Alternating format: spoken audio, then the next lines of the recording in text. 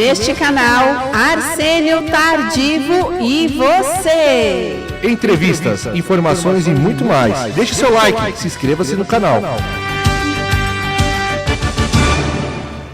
Alô amigos, alô amigas, é o Arsênio Tardivo iniciando aqui mais um vídeo nesse podcast muito gostoso aqui, batendo um papo.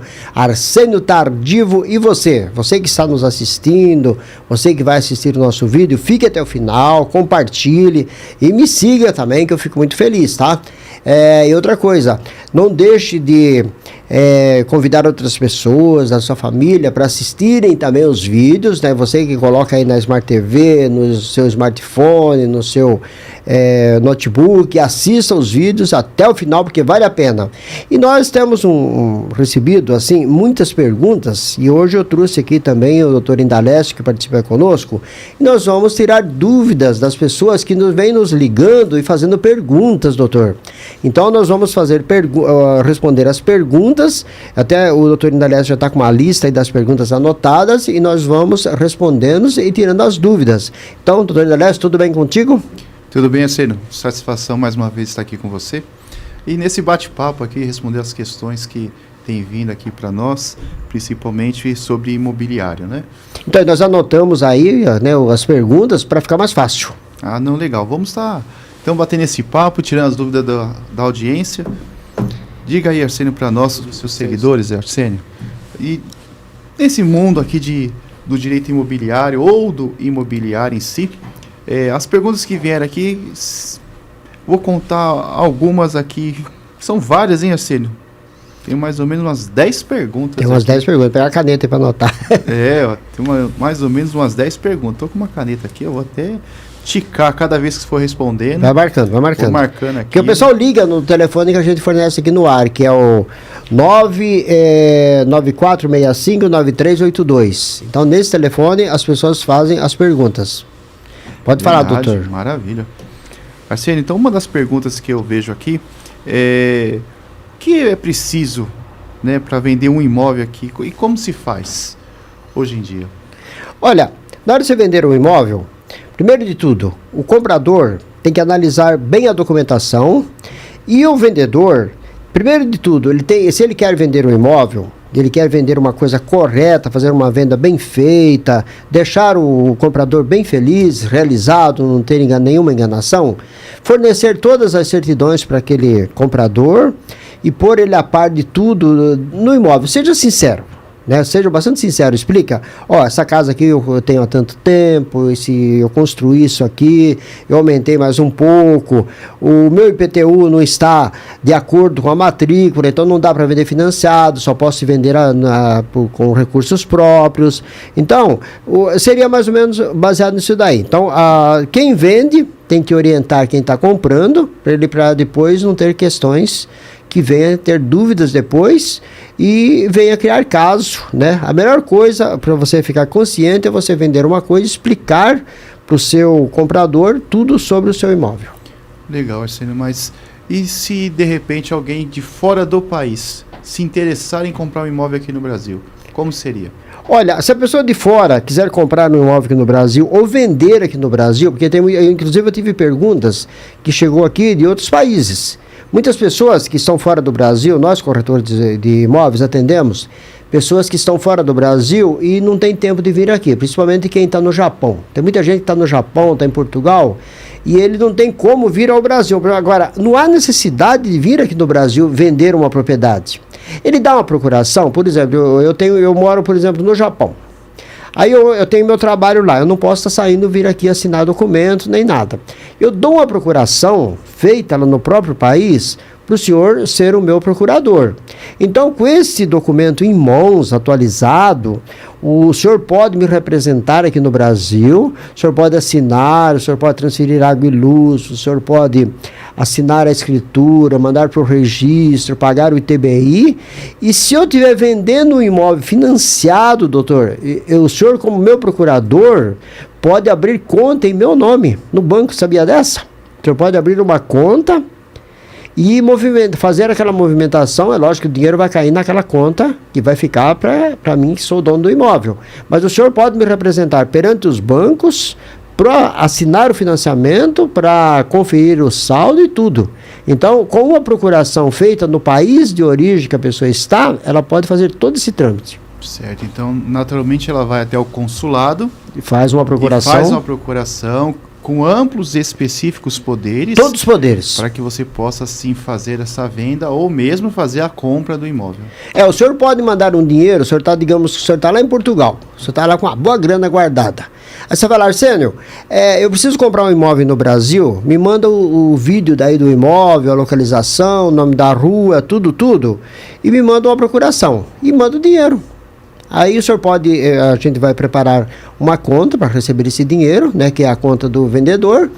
Nós vamos fazer essa transação e eu vou te representar perante um cartorário, vou pagar o ITBI, vou mandar para o registro, vou ficar com a documentação prontinha e te devolver só a cópia da matrícula. Se for um financiamento bancário, já é mais complicado. Eu não posso comprar um imóvel no seu nome aqui, mas eu não sei nem como funciona. Agora, a venda, sim.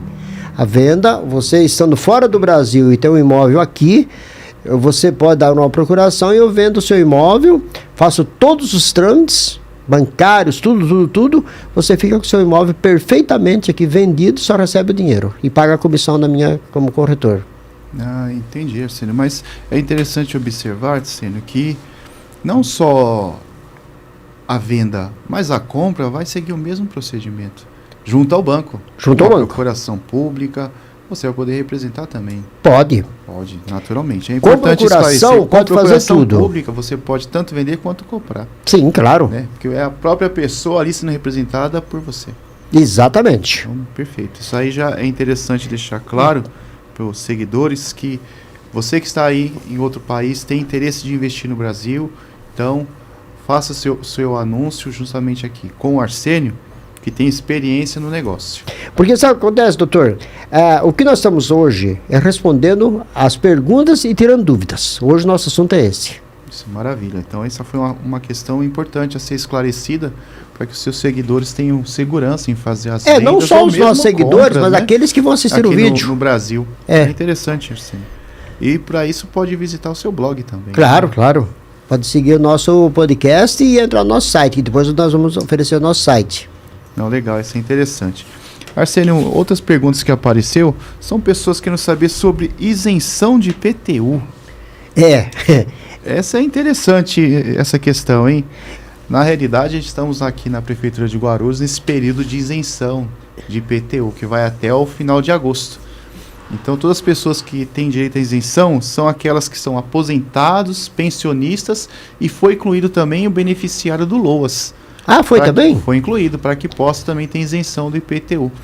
Então, atualmente, essa isenção vai até 2029. Fazendo o pedido este ano, até o final do mês, vai ter esse benefício estendido até 2029.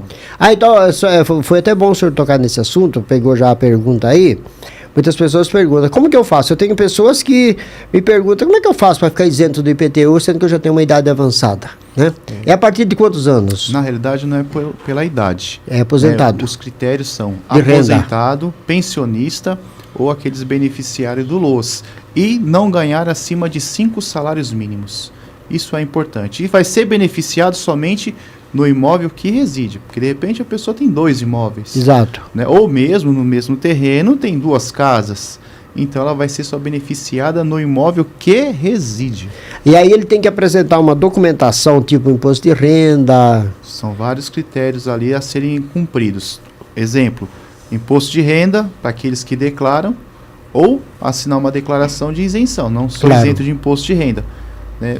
Também comprovar a renda pelo benefício do INSS, do órgão previdenciário. A maioria está pelo regime geral da Previdência, outros são servidores públicos. Aí tem que comprovar sua renda.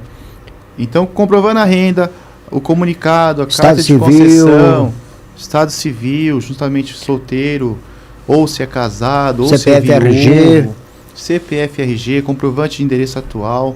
Então, são documentos básicos que precisam ser apresentados para requerer o benefício na Prefeitura de Guarulhos. Então aqui em Guarulhos funciona assim. Em outros municípios, provavelmente funciona da mesma maneira. Tem os períodos também. Eu acredito que Cada prefeitura tem sua legislação específica e tem uma data base para fazer os pedidos de isenção ou renovações. Né? Aqui em Guarulhos, nesse ano 2025, vai até agosto de 2025, ou seja, esse é o último mês para aqueles que querem fazer o pedido de isenção de IPTU. Correto. Perfeito, uma boa ideia. Então, você que está nos assistindo, você que perguntou aí, né? Já respondemos uma pergunta. Pode perguntar mais, pode ver mais perguntas. Arsênio, a respeito de locação, vamos só pensar um pouquinho sobre locação. Como se daria a locação de um imóvel que, de repente, uma das cláusulas contratuais prevê multa e a pessoa infringe essas multas contratuais? Então, acontece o seguinte, em todos os contratos, existem as cláusulas a serem cumpridas, né? Existem cláusulas, existem parágrafos. Existe o tempo de contrato, existe as normas que você é obrigado a cumprir daquela locação. O que acontece? Um contrato, ele tem que ser respeitado como é que é a pergunta mesmo? Todas as multas, né? Então, a pergunta é que a respeito de cláusulas contratuais e existindo multa, como seria imposto, né? Essa multa. Então, a multa, ela é 3 vezes o valor do aluguel.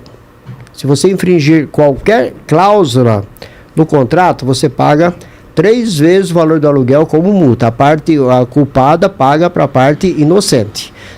De fato, o que acontece? Você descumpriu. Eu aluguei o imóvel para o senhor para uma residência. O senhor foi lá e transformou num comércio. O senhor montou uma adega na sua casa. Eu posso te aplicar uma multa de 3 vezes o valor do aluguel.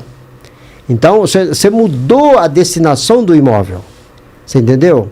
Agora, quando você precisa quebrar um contrato, por exemplo, você alugou uma casa, um galpão. Você está lá, contratou vamos falar em 30 meses. Digamos que daqui 20 meses, você não tem mais necessidade de continuar naquele imóvel. Você vai chegar no proprietário e falar, olha, eu não quero mais continuar no seu imóvel. Então você vai pagar uma multa, aí já não vai pegar aqueles 3 aluguéis que seria de multa, que é os 3 vezes o valor do aluguel, vai pagar proporcionalmente ao período faltante. Então você vai pegar o valor do aluguel, multiplicar por 3, é muito simples a matemática. Multiplica-se por 3, divide-se pela quantidade de meses que foi feito o contrato, vai dar X, e aí conta quantos meses faltam. Então você vai pagar proporcionalmente. O mesmo acontece com o dono do imóvel. O dono do imóvel também pode chegar no inquilino e falar, olha, eu vou precisar, meu filho vai casar, eu pretendo morar nessa casa. Ele pode pedir para rescindir o contrato. Ele também paga a multa. Agora, quem comete mais infrações em quebra de cláusulas são os inquilinos. Os donos, muitas vezes, só que tem um detalhe. Você aluga um imóvel, vai que dá um vazamento forte lá e estraga as coisas dentro de casa. Então, o dono do imóvel tem que indenizar aquele inquilino lá, porque ele perdeu as coisas, porque ele está pagando aluguel. Então, ele tem que ser responsabilizado também. Então, não é que ele vai ficar isento. Aí, nesse caso, ele não paga a multa, ele paga o prejuízo. Agora, o que acontece? O senhor aluga um imóvel comigo, o senhor trabalha na cidade de Guarulhos, com carteira registrada. Aí, o senhor vai trabalhar naquela empresa ali, o senhor está ali firme. O senhor alugou a casa, o senhor está trabalhando, por exemplo, aqui na cidade de Guarulhos. Aí, a sua firma é transferida para uma cidade do interior de São Paulo, ou para um outro estado, ou vai para um município bem distante. Então, dificulta, você não vai conseguir mais habitar naquele imóvel. Então, você vai apresentar a sua carteira com a transferência de endereço, né? De localidade. Você foi transferido de localidade de trabalho. Então, você pode chegar no dono do imóvel ou na imobiliária e dizer, eu quero quebrar o meu contrato, mudar da casa, porque eu estou sendo transferido da empresa, você fica isento da multa contratual. Sabia dessa? Muito bom, legal, bem esclarecedor. Então, esse é um motivo que pode também. Aproveitando que você tratou desse assunto, e os documentos necessários para fazer essa locação? Olha, o corretor de imóveis, a imobiliária, os proprietários, toda vez que você for locar um imóvel, você tem que se preparar.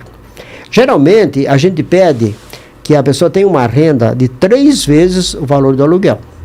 Porque se você ganha, por exemplo, 3 salários mínimos Hoje acho que dá 4 mil e poucos reais. 1.518 o salário mínimo 4.500 reais. Digamos que você tem uma renda de 4.500. Como que você vai alugar um imóvel e pagar 3 mil reais? Não tem lógica. Então a gente pede para que a renda da pessoa seja de 3 vezes o valor do aluguel. Porque ele tem outras despesas também. Então ele tem que ter no mínimo 3 vezes o valor do aluguel. Só que ele não pode ter restrição no nome, a família não, pode locar, por exemplo, o pai, a mãe e um filho, 2 filhos podem entrar na locação. Só que todos terão que ter seu CPF limpo, não pode ter restrições em lugar nenhum. Às vezes o cara esqueceu de pagar lá uma conta no cartão de crédito, deixou contas para trás. Existem pequenas coisas que a gente faz vista grossa. Por exemplo, o cara esqueceu lá uma continha do celular, então não vai levar isso em consideração.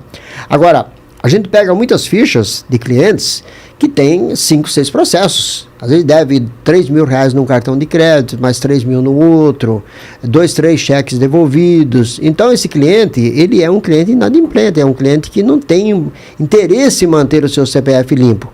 Então esses clientes não passam. E muitas vezes o cidadão fala, bom, mas eu ganho 10 pau por mês, reprovaram minha ficha. Não significa que você ganhar bastante vai te isentar de do seu CPF estar com restrição. É a aprovação da sua ficha, do seu cadastro. Então precisa do CPF, RG. Se for casado, os 2 terão que assinar o contrato. Se tiver mais um filho, os 3 entram como locatários, tem que determinar o número de pessoas, porque tem gente que aluga imóvel para um casal. Quando você vai ver, ele já trouxe o primo, já trouxe a tia, trouxe a sogra. Então, muitos donos de imóveis agora estão estabelecendo quantidade de pessoas. Por exemplo, passou o senhor alugou uma casa comigo e o senhor fala para mim assim, vai morar eu, minha esposa e meu filho. 3 pessoas. Aí, eu posso...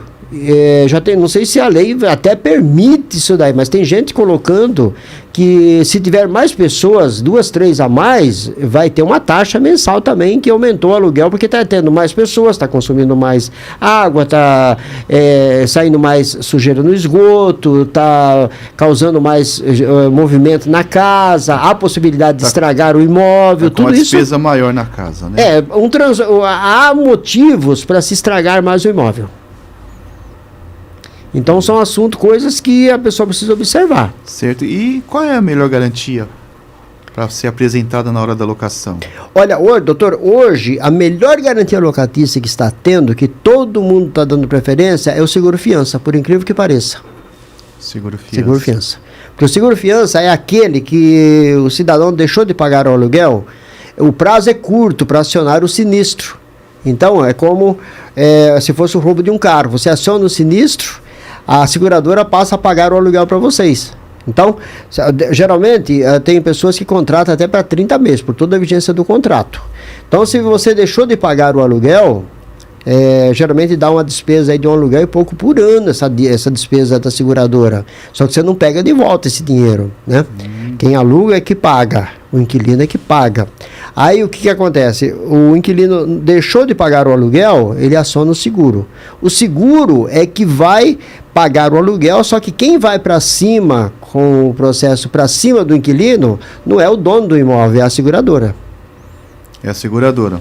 Porque se você faz através de calcionar imóvel, você sabe que quanto tempo hoje demora, o senhor que é advogado, o senhor sabe quanto tempo demora para uma ação de despejo, para mandar um imóvel para leilão, tudo é mais complicado. Então hoje existe também esse tipo de garantias. Existe um outro tipo de garantia também, que é sem nenhuma garantia locatícia. Essa norma também já está sendo aplicada. Por quê? Quando você deixa de pagar o aluguel, você fica inadimplente, você não entra com ação de despejo, você entra com liminar pedindo desocupação do imóvel. Você sabia dessa cláusula? Sim, está sem garantia o contrato. Está sem garantia. Então você pode entrar com a liminar pedindo a devolução do imóvel. Aí não entra com ação de despejo. Muita gente está optando por isso. Sim, mas é o despejo com pedido de liminar. Liminar. Falou tudo, o doutor explicou tudo. Um despejo com pedido de liminar, tendo em vista que não há garantias do contrato. Não há garantias. Então, como não tem garantias, ele pode pedir, eu não sei quanto tempo demora. Não sei se o senhor tem ideia de quanto tempo. Rapidamente o juiz concede. Concede mais concede rápido. rapidamente. Então muitos proprietários hoje estão falando, Em não quero algumas nada. oportunidades, o juiz quer formar o contraditório, ele quer ouvir a outra parte. Eu vi. Ouvindo a outra parte, realmente comprovando que está inadimplente, o juiz concede alimento. Só que tem um detalhe.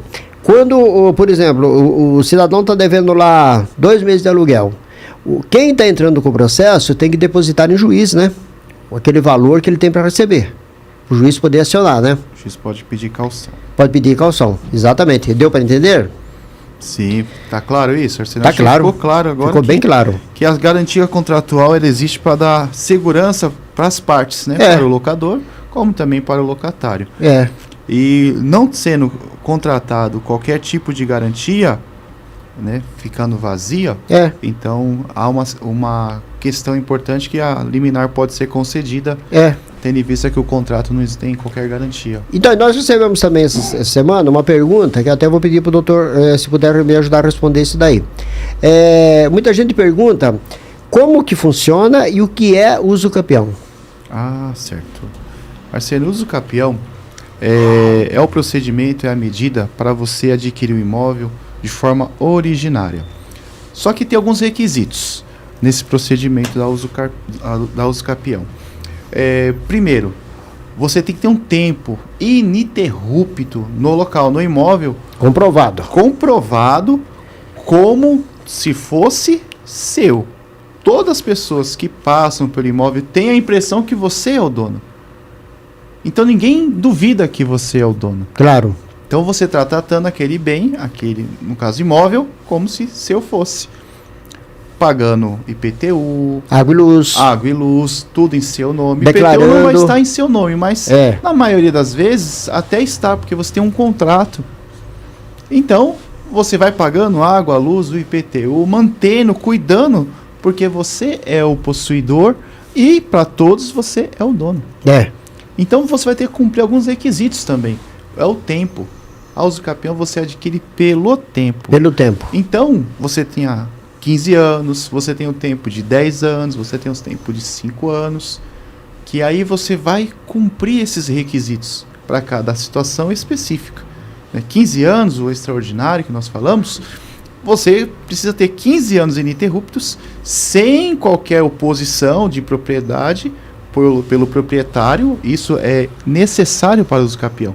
Você não pode ter litígio judicial sobre a propriedade. Entendi. A posse tem que ser mansa e pacífica. Certo. Sendo assim, o seu processo tem 100% de ser deferido. Você conseguir o uso capião. Porque se há uma disputa judicial pela posse do terreno, você não pode entrar com um pedido de uso capião.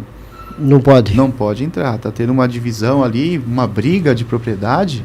Então, naturalmente, a uso capião está descartada. Então tem que ser posse mansa e pacífica. Pacífico. Então não pode ter nenhuma disputa judicial ali. Sobre aquele terreno. Que aí você já não pode entrar mais com a uso capião. E a pessoa tem que declarar isso aí também, que se a pessoa ficou lá 10, 15 anos no imóvel, tem que declarar que ele estava naquele imóvel? Tem que comprovar por documentos e testemunhas. Que você está lá 10, 15 anos. 5, 10, 15 anos. Né? Porque aqui os imóveis até 250 metros, o prazo necessário são 5 anos. Entendi. Aí você já consegue ter o direito ao uso capião, desde que você não tenha nenhum outro imóvel. Quanto tempo mais ou menos demora hoje um processo de uso capião? Depende, de 2 a 6 anos. 2 a 6 anos. É que você tem uso capião judicial e também tem a extrajudicial. Que é mais rápido, né? A extrajudicial é um pouco mais rápido. Sim, é mais rápido. Basta você ter os requisitos normais da uso capião, 5, 10, 15 anos, e você provar por documentos. Né? Aí vai ser um custo um pouco maior. No extrajudicial você tem esse custo. E provar por ata notarial seu período de posse. E depois, ao ingressar com o requerimento no registro de imóveis da sua cidade, aí você vai ter as expedições de certidões, você também vai ter edital para notificar o proprietário, a União, o Estado, o município, se também tem interesse no bem. Então são procedimentos que o cartório vai adotar. E acaba sendo mais rápido. Faz via cartório, então. Também pode fazer via cartório. Perfeito. Acho que nós explicamos bastante hoje, né, doutor? É interessante a uso capião para quem tem vontade de regularizar sua propriedade. Claro. Porque tem muita gente, assim, que não tem a escritura registrada. Às vezes, só tem um contrato de posse. E ele não é um invasor, Ele não é um tem invasor, ele comprou. Ele comprou. Comprou Mas não os tem direitos de documento. alguém, É. e foi passando de um para outro e ninguém registrou, porque não teve afiliação. Não teve. Então, por isso não conseguiu registrar. E como ele vai regularizar esse imóvel? Fazendo a uso capião. É. Aí ele tendo 5, 10 ou 15 anos, ele tem direito de fazer uso capião. Ah, Então, perfeito. você que está nessa condição e quer regularizar a sua propriedade, então você pode usar o Instituto da Uso Capião, judicial ou extrajudicial, para que você possa ali fazer valer os seus direitos e ter o bem regularizado e levar até o cartório de registro de imóveis o título, né? Perfeito, doutor. Então, Sentença do uso capião. agradecemos ao pessoal que ligaram aí, que fizeram perguntas. Nós respondemos um pouco. No próximo vídeo nós vamos responder mais perguntas, que são bastantes, né? Sim. E vamos, aos poucos, respondendo aí. Você que está na nossa sintonia, pode ligar 99465-9382. 99465-9382. Está passando aí na tela. Muito obrigado, doutor, pela Imagina. participação e nos ajudando a tirar dúvidas. Tá certo. Sempre à disposição, Arsênio. Tá, muito obrigado a você. Um abraço. Tchau, Brasil. Obrigado, Abner. Até o próximo vídeo. Até.